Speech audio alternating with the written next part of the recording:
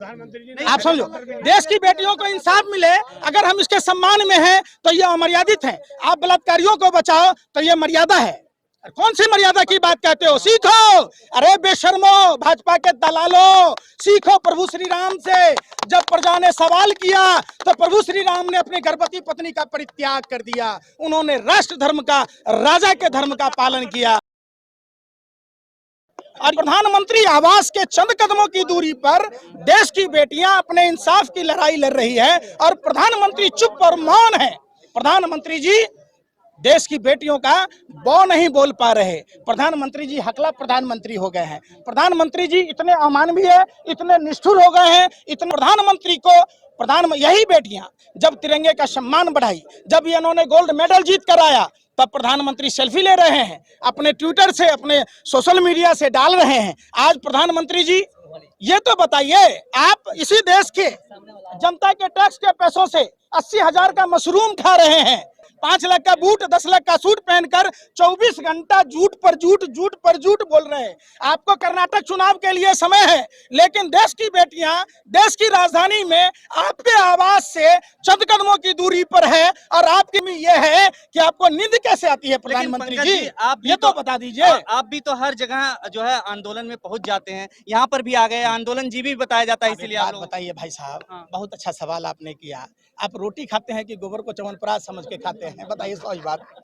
अरे भैया, किसान बैठे थे सड़क पर, तो क्या वहां नहीं जाना चाहिए? हम भी किसान के बेटे हैं और भगवान श्री कृष्ण ने कहा था कि किसान राजा से बड़ा होता है, राजा सिर्फ राज्य का पालक होता है, किसान पूरी मानवता का पालक होता है। तो क्या जो हम सबका पेट पालनहार है, क्या उस जो धरती के भगवान हैं, क्या उनके सम्मान में हमको नहीं जाना था? आप बताइए। आप लेकिन क्या लगता है कि अब जो है यहाँ पर साक्षी मलिक ने कल आरोप लगाया कि यहाँ पर मीडिया कवरेज उनके मार्च को भी नहीं दिखा रहा है, लोगों तक बात ही नहीं पहुँच पा रही है, तो आप लोग कैसे बात पहुँचाएंगे? एक बात बताइए, मीडिया आ रही है, मीडिया तो लगे थे, पहले लगे भाई सुन तो लो ना। मीडिया के लोग पाकिस्तान में जाके दाऊद का बेड गिन लेता है।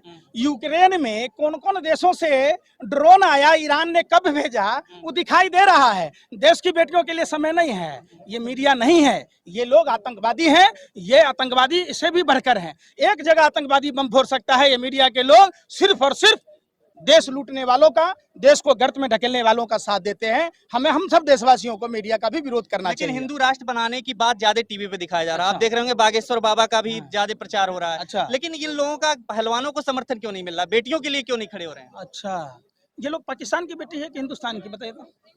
आप पत्रकार है, बता दीजिए भैया।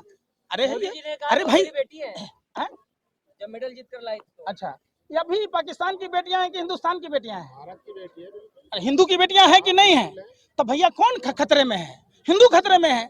आप समझिए, ये सिर्फ और सिर्फ प्रोपेगेंडा है। भारत का प्रधानमंत्री हिंदू, राष्ट्रपति हिंदू, मुख्यमंत्री हिंदू, राज्यपाल Hindu, DGP Hindu, SP Hindu, collector Hindu, तो इन हिंदू बेटियों को इंसाफ क्यों नहीं मिल रहा है? आप भी तो हिंदू ही हैं। अरे भाई, तो इसीलिए तो आया हूँ ना, तो बताता रहा हूँ। आप जैसे पत्रकारों को दिख नहीं रहा, आप हिंदू राष्ट्र की बात, अरे कौन सा हिंदू राष्ट्र की बात कर रहे हैं?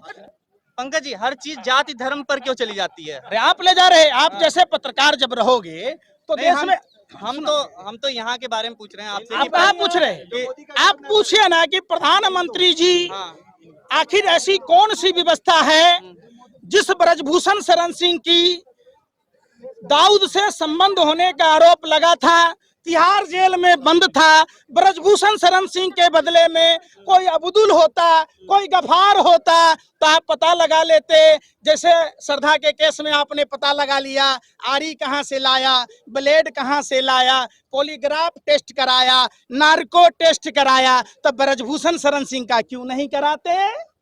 बताओ। नार्को टेस्ट हो जाए तो क्लियर हो जाएगा, ये आप कह रहे हो?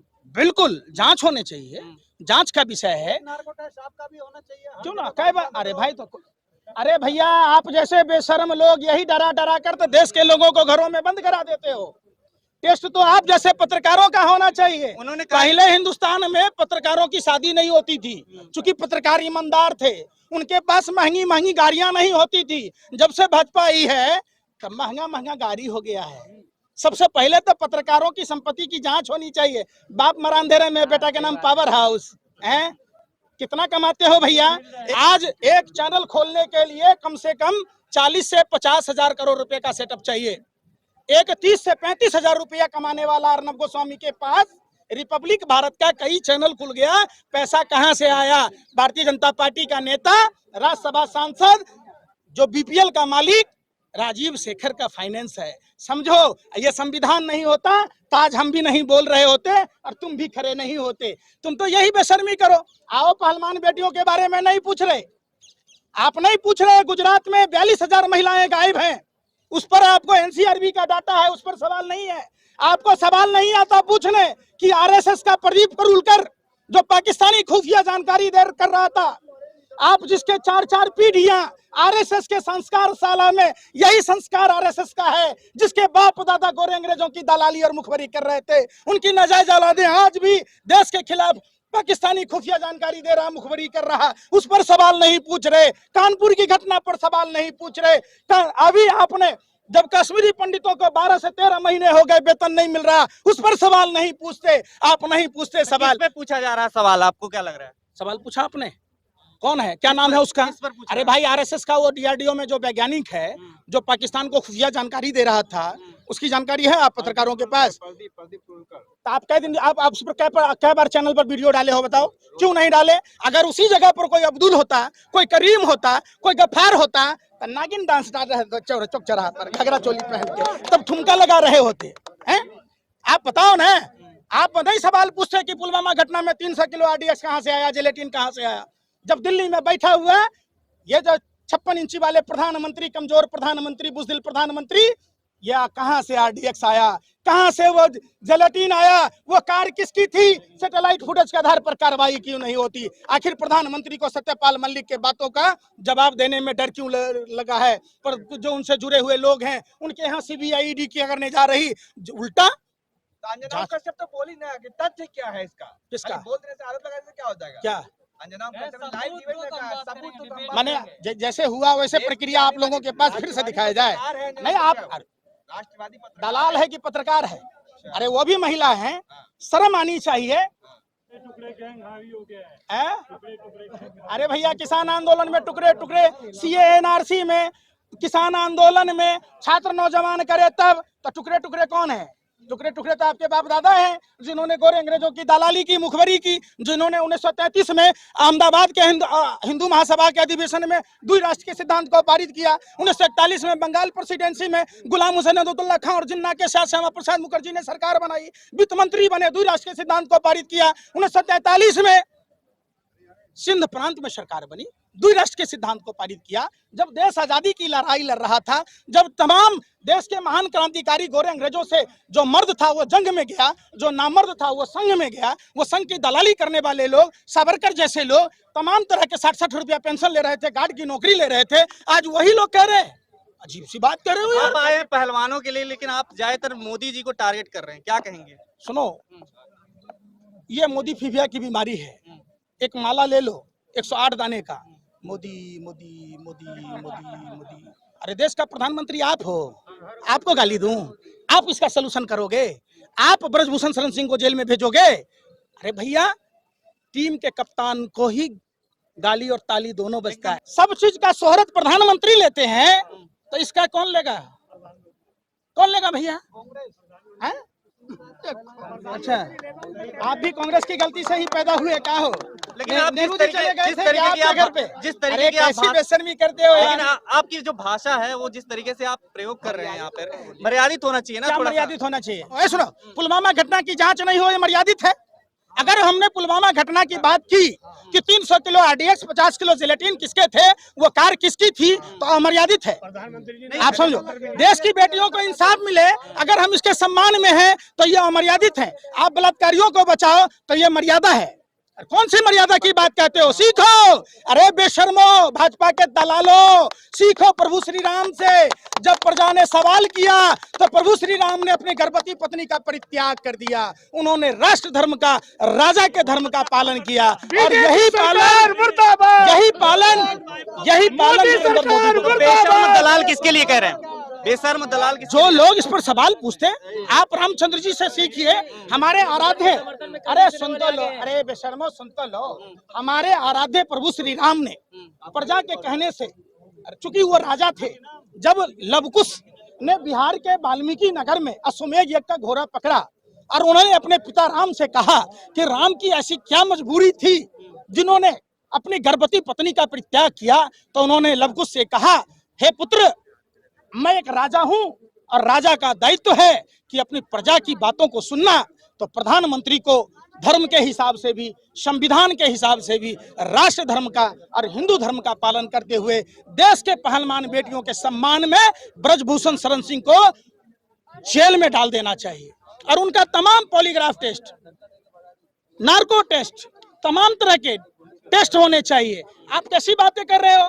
कानून के पांव छोटे हैं, हाथ बहुत लंबे होते हैं, उनके गिरेबान तक पहुंचेगा। पंकज जी, आप ही सबको सर्टिफिकेट बांट रहे हैं, ये गोदी मीडिया है, ये प्रधानमंत्री हिंदुस्तानी नहीं है। हम नहीं बांट रहे, नहीं नहीं नहीं नहीं, आपने सवाल किया। एक बात बताइए, सुनिए, ए भाई सुन लो, आप सुनो, मैं आपका आदर करता हूँ, आप पत्रकार हो, लेकिन हमने भगवान श्री कृष्ण से सीखा है, महिलाओं का सम्मान हम करते हैं, लेकिन जब पूतना बनकर, जब स्तन पर विष लगाकर बच्चों को मृत्यु दंड दोगे तो हम वध भी करेंगे।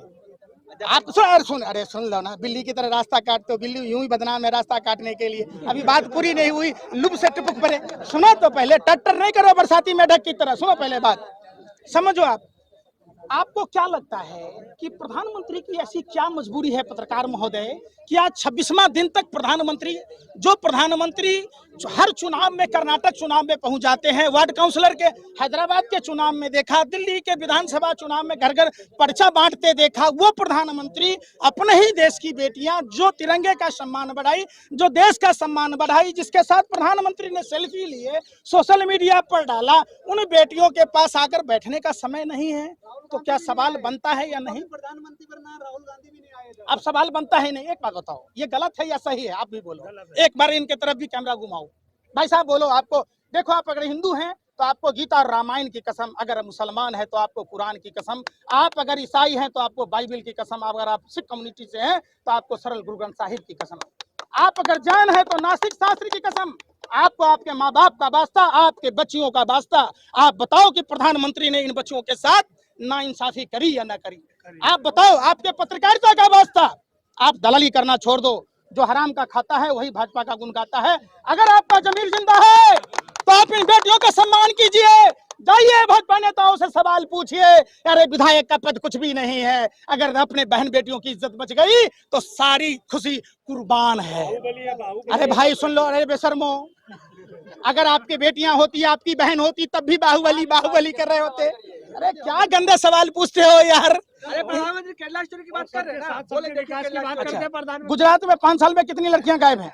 थोड़ा इधर भी माइक लगाना भैया, पूछो। ये दलाल पत्रकार से भाजपा कार्यालय से आया। अरे भाई बताओ, अरे बेशर्मो क्या सवाल पूछते हो? अरे सुन लो, जो केरल स्टोरी में 20,000 का डाटा दिया गया है, अरे सुन तो लो, पता नहीं है 32,000। आपको माँ बाप का वास्ता है, आपको पत्रकारिता का वास्ता है, रियल वो फेक न्यूज था या नहीं था जिस पर केरल स्टोरी बना? बताओ। अरे गोबर खाते हो, गोबर को अरे भाई मैं कह रहा हूँ सुप्रीम कोर्ट ने, अरे भाई सुन लो, सत्ता के दलालों सुन लो, 42,000 लड़कियां, महिलाएं गुजरात से गायब है। अगर माँ का दूध पिया है तो गुजरात स्टोरी बनाओ ना।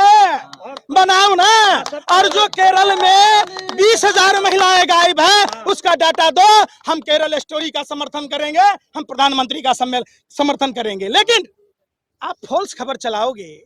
आपने भगवा पर फैलाया था, सुनो, अरे तुम तो लो, सुनो पहले बात। आप भगवा पर कह रहे थे रविवार को भूरा, सोमवार को सफेद, मंगलवार को लाल, बुधवार को हरा, बृहस्पतिवार को पीला, शुक्रवार को संतरा, शनिवार को नीला और काला।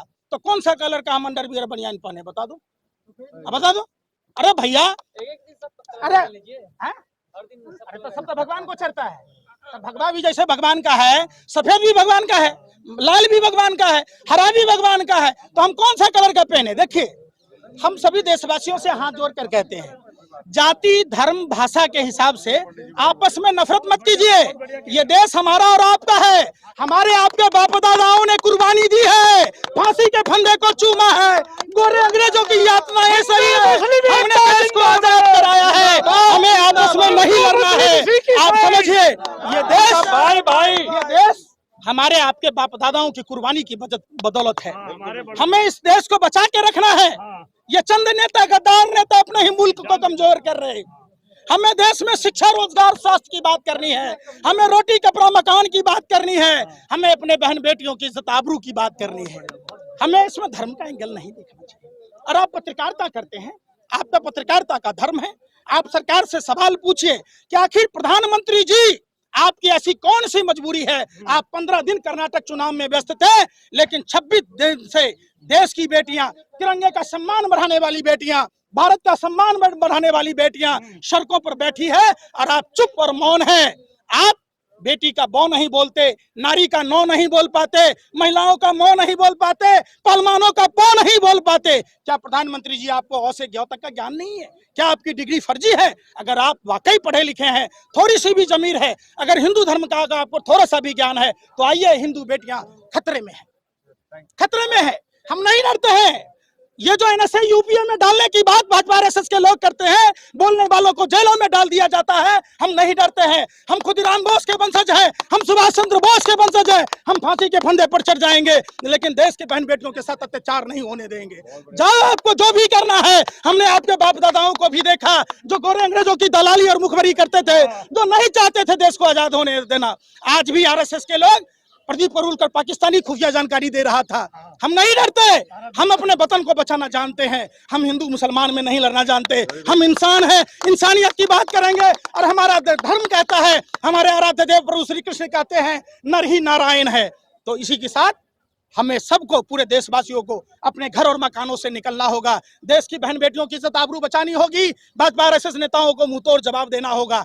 आज आखिर क्या मजबूरी है कि 26 दिन हो गए, देश के गृह मंत्री प्रधानमंत्री चुप और मौन है, स्मृति ईरानी जी महिला विकास मंत्रालय मौन है, और बाल सुरक्षा एक अलग से उनके जो चीफ हैं वो भी नहीं बोल रहे हैं, वेतन भत्ता ले रहे हैं। अरे किसी की भी बेटियां हो, बेटियां तो बेटियां होती है। आपको उसके इंसाफ में आना चाहिए और हम सबको मिलकर इस लड़ाई को लड़नी है। जय हिंद, जय भारत।